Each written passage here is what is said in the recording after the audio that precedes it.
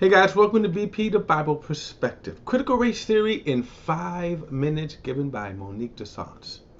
My question is, why are Christians fighting so hard to defame this truth? Now, before we get into it, please like and share this video and subscribe to BP, the Bible Perspective. And as always, if you have a thought or comment, add it to the comments section below. All comments are welcome.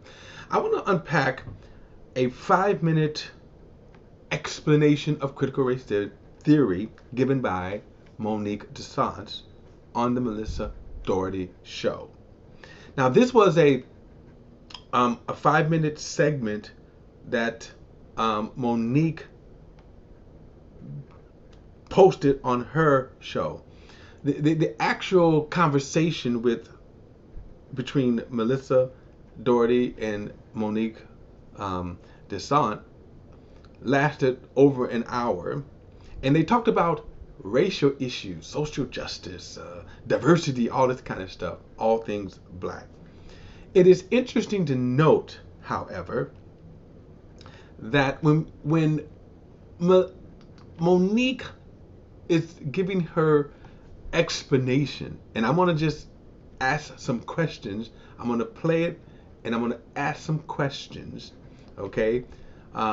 Because, believe it or not, she actually gives a very good explanation for the most part. But then they go on into the other, for the rest of the show, in a sense, tearing down what they consider the evils of critical race theory and social justice. And now, why am I doing this? What caught my attention about Monique Duson, as you can see right here, you see the statement, this thumbnail, what brought Monique out of critical race theory? Well, first of all, Monique was never in critical race theory. She's never studied critical race theory. So what is she referring to? Well, it's the boogeyman that white evangelical Christians, along with white conservatives, have made about anything that is speaking out against racism. And one of the kind of lies is that there's no racism today. So basically the problem is black people. Okay? Black people. Monique is one of the growing number of black conservatives that is lending their voice to this ideology. And one of the reasons why is because it's an audience for it, a white audience. Now, another popular person, and this person has a much greater reach, is Voddie Baucham. And Voddie Baucham is a Southern Baptist. And again, you see this term here, racial reconciliation. And the common denominator between Voddie Baucham and Monique Duson is what they're talking about is black people shut up about talking about racism and kind of like cut white people some slack. In other words, everything that is wrong in their eyes, and Voddie Baucham actually talks about how Martin Luther King is the problem with American society, not white racism, not Jim Crow, right? Not slavery, but black people talking about it. And so, if you want to grow an audience, then that is one of the best ways to do that, is to join the conservative market. I can go literally with a whole list of people: Larry Elders, Candace Owens, Jason, I think Whitlock. We can go on and on and on. Jesse Lee Peterson. All right, they all found that the more they talk against racism, when I say talk against racism, meaning that the more they talk about speaking out against racism, the more white conservatives will allow them into their flock. Now, that brings us to Melissa Doherty, because this conversation took place on her show. She is a popular YouTube apologist, a Christian apologist, So my question is, why is it that when Monique speaks about critical race theory, how bad critical race theory is, why did this interest her so? Now, she's also a part of a growing number of white women. Think about that. These are white Christians. These are like Allie Stuckney and Alicia Childers, or the modern day June Cleavers and Audie Harris. But white, nevertheless. And even though they come in the name of Christianity, understand it's white Christianity. So in other words, Melissa has been on all of their shows. She has been on all of their shows, okay? So I want to unpack this. I'm not going to actually get into the meat of it, but I'm going to unpack it from the standpoint of I'm going to ask some questions and say, again, why are they fighting so against critical race theory? So let's get into it. One of the things that I always want to do is I want to define critical race theory as those who are proponents of the movement. Mm-hmm. I don't want to create a straw man. I don't want to define it by, my own terms. So I look at this book here. It's called Critical Race Theory, an Introduction. And it's by Gene Stefanchich and Richard Delgado. They're a husband and wife pair. And they are some of the original writers of critical race theory, along with Kimberly Crenshaw and Mari Matsuda, Derek Bell, and I think there's like two others. Now, I will commend her on this. At least she is citing some of the original writers. Most of the time, when you hear people criticizing, demonizing critical race theory, they never mention the original writers, the people who actually develop critical race theory. So she's doing this now. And as I said, one of the things that you will find, because it's not in this clip, I'm asking the question so that if you go, and I encourage you to go and find I think you have to go on Melissa Doherty's show and you will see the complete interview, okay? But have these questions in mind whenever you hear people talk about critical race theory. Why are Christians fighting so hard against it? Let's continue. But right when you open the book, if you're on page 3, the title of this section says, "What is critical race theory?" Right there, it says, "What is critical race theory?" And when you read the first sentence, it says, "The critical race theory movement is a collection of activists and scholars engaged in studying and transforming the relationship among race, racism, and power." So what's wrong with that? Transforming the relationship, right, between race, racism, and power. What's wrong with that? In order to answer that question, we have to acknowledge that it has been a problem. The founding of this nation, racism was embedded in it. You had to have it in order to have slavery. Is that not right? How does a nation who claims to be Christian, who claims to be God-fearing, who claims that all men are created in God's image, then turn around and enslave men who were created in God's image? Well, one of the ways you had to do that, you had to change the way people think about certain men. The Atlantic slave trade that was orchestrated by Europeans singled out a single race of people and said they're inferior. We can enslave them. America came along and even went further and said they're not really created in God's image. That's why we can slave them. They went even further by inventing laws, by inventing science, right? The medical science says that the African was inferior in every way to the Caucasian. They went further to say psychologically they were undeformed, they're mentally undeformed, right? Informed, the underformed, okay. But worst of all, the Christians, remember, said God's will was for slavery, and yet we see throughout the history of this nation, right?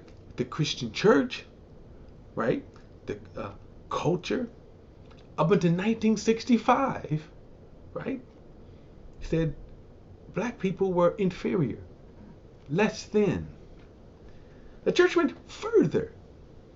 The evangelical Christian church, most of them didn't repent of their racism until the mid-90s, some 30 years after the passage of the 1965 Civil Rights Bill.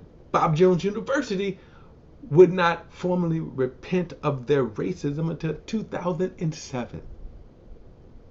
So when she says critical race theory seeks to change the power dynamics, what's wrong with that? Let's continue. And then it goes down and it kind of threads out what that means and what that looks like. Mm-hmm. But what's important for us to understand about critical race theory is that critical race theory is a movement. It is meant to move and to transform society. How does it do this? Well, it does that by looking at the relationship dynamics between race and racism from the undergirding or the foundational premise of power and power dynamics. So again, what's wrong with that? Where there's not a power dynamic? Did not white people use laws, science, and Christianity to suppress, oppress, and enslave, and then ultimately segregate black people? That's a power dynamic. Were not laws used, that the power of law, the power of government, military, police, were they not? So what's wrong with that? It's looking to study and transform the relationship among race, racism, and power. And who are the people who are doing this? It is scholars and activists.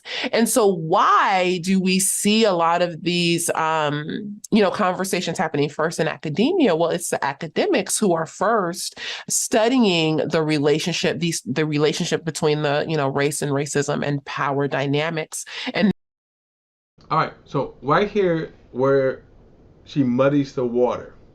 CRT is a third and fourth year law academic. Remember I said earlier when I saw the thumbnail when she says why Monique came out of CRT, Monique was never in CRT, a part of CRT. What she's doing now is conflating ideologies. So for example, when you hear the term white fragility, that's what she's talking about, but that's not CRT. That is not the critical law study of critical race theory. In other words, she's never studied critical race theory in law school, so that's why you can't say I came out of it. But there are people who will conflate. I'm trying to think her name, but she's the author of White Fragility, and then other people like Professor Kennedy, and which he says he's not a critical race theory. She's conflating ideology here. Okay, one is not associated with the other per se. They try to say, well, they are. They emanated from that. No, it's not true. What she stated first was, it is an academic study. It is an academic study. And a lot of times we derive our terminologies from academic study. So for example, the word racism comes from academic study.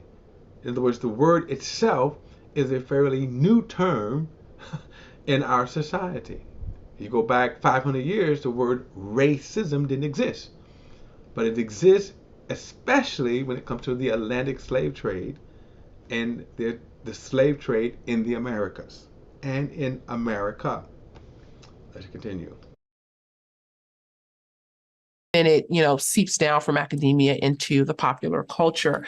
But on just a lay level, what does this mean when Now, again, that's a kind of a misnomer. When she said it seeps down to the popular culture, no, it didn't. Think about this. Critical race theory has been around since the 70s. Why wasn't it ever talked about and really kind of really debated and as it is today? Why all of a sudden within the last just few years did critical race theory come to light? So it wasn't something that seeped into culture. But again, even if it does, I'm asking what's wrong with it. And why are Christians fighting so hard against the CRT truth? Um, when we're looking out into just the broader culture, what is this, more academic definition mean for me personally? Mm-hmm. Well, it means that what we see in our culture currently is the questioning of everything related to race, racism, and power. Part of critical race theory automatically assumes that there are power dynamics continuously at play and that those. Well, she doesn't go into that even in the broader conversation here beyond this clip, because in order to answer that question, you have to go into, you most certainly can show how that there is a um, continual issues of racism in our culture. What we call Karens, what we call the policing of shooting up unarmed black men that we literally see in the news almost every day. And these are things that they don't say. Well, let's say why, for example, George Floyd. Now, she talks about it later on, but why? Let's talk about why that police officer was able to put his knee on the neck of George Floyd. There's some dynamics there, okay, in policing. That let's continue. Power dynamics are constantly either upholding a group of people or oppressing a group of people. Mm-hmm. Right now, when we're looking at the conversation of race, critical race theory would say that those who are being upheld would be those who are in positions of power. So white people, social power, economic power, and things like that. Who are the majority? It would be white people. Mm-hmm. Who are those who are then being oppressed? Who are those who are being, quote unquote, marginalized? Well, it would be your minorities. Mm-hmm. Anyone who does not have social power, anyone who does not have power as far as wealth or economic power. Those would be the people or the groups that we would consider marginalized. And so critical race theory is just an investigation into culture. A lot of people say it's an academic framework. I do agree. It is an academic framework to study and to investigate where we need to transform the dynamics between race, racism, and power. Now, it's important to understand that critical race theory came out of critical legal studies. Mm-hmm. Critical legal studies formed in the 70s really looked at how has or has not culture shifted after the civil rights movement. Where are we still seeing issues of race and racism happening in regards to the law? And actually, critical race theory is that study, not just critical theory, but critical race theory is that study. Now, later she's going to kind of go into this Frankfurt School and yada yada yada yada yada. But critical race theory again was a third, fourth year law academic. That's what it was. That's what it is. Legal structures? Are things, more fair? Are we seeing equal numbers in regards to crime or judicial statistics? So who's going to jail and for what amount of time? Critical race theory takes that a step further and really threads through beyond the aspect of law, but into all the parts of society. Where is race and racism happening, and how is it being upheld through power dynamics? Okay, so again, one of the problems that I have with that definition is, like I say, for the most part, a good explanation. They then try to go and dissect it and say why critical race theory is wrong without actually going into the very issues that she brought up. For example, policing. When we say that there are stiffer sentencings for black people than there are for white people, we can statistically show this, and we can go on and on and on with that. What's sad about this thing is that these are Christians talking about this. And as I said, why are these Christians so set on, trying to say that racism doesn't exist? That, and not only that racism doesn't exist, but that white people are the good people and the black people are the problem. That's the sad part about that. Listen, guys, I will do more on this, dissecting this concept, this thought, in other videos, because again, what caught my attention with Monique Duson was the phrase, biblical unity, which is, again, she proved that she has no interest in biblical unity. But all right, guys, look, don't forget to like and share this video and subscribe to BP, the Bible Perspective. And as always, if you have a thought, a comment, add it to the comment section below. All comments are welcome. And don't forget to hit that subscribe button. I'll see you next time.